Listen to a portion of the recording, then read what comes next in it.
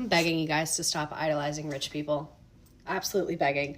Pookie and Jet, they're having their little girl. He works in private equity dentistry. His whole job is to take existing dentistries and figure out how they can exploit more money from their patients to make a private equity firm richer. That's his whole job.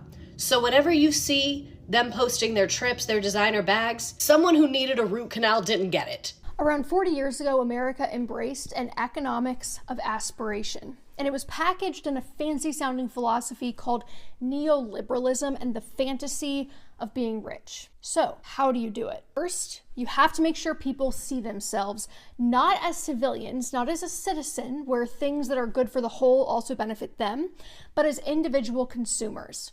And how do you convince people of this? Well, for one thing, you have to break down their sources of community and power. One tangible way you can do that is by crafting policy that attacks union membership and other workplace associations. Another way is by making their lives so hard that they actually just don't have time for community or organizing because they are so focused on their own survival. You make the constant threat of layoffs a looming presence, so they are always operating from a posture of fear and competition with others. And this is all crucial because atomized workers have no leverage.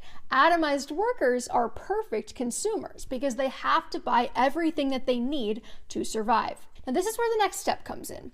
You structure it such that everything they need to survive is sold to them for profit and controlled by corporations or private equity firms with immense state-sanctioned power, and then you call that freedom of choice. Now that concept is all necessary to make things hum, right? And just sell the idea that cutting taxes for rich people and corporations would make everyone richer.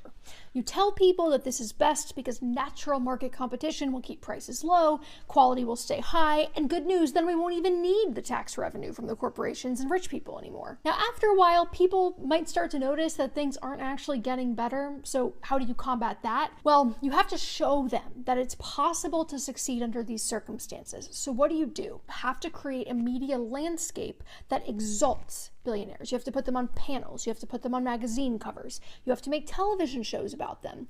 And it's very important to highlight rags to riches stories because these are the exceptions to the rule that help prove the rule. It's also helpful if there's literally anyone in society that has very little power that you can blame these problems on. Now, this might create a little bit of psychic disorientation and spiritual confusion because on some level there's a part of them that's going to recognize that in order for the minority to have that, the majority must have nothing or close to nothing. This is the time when it's very important to double down on the idea of laziness and that people are asking for handouts. Nothing is going to shut them up faster than telling them that they are asking for a handout.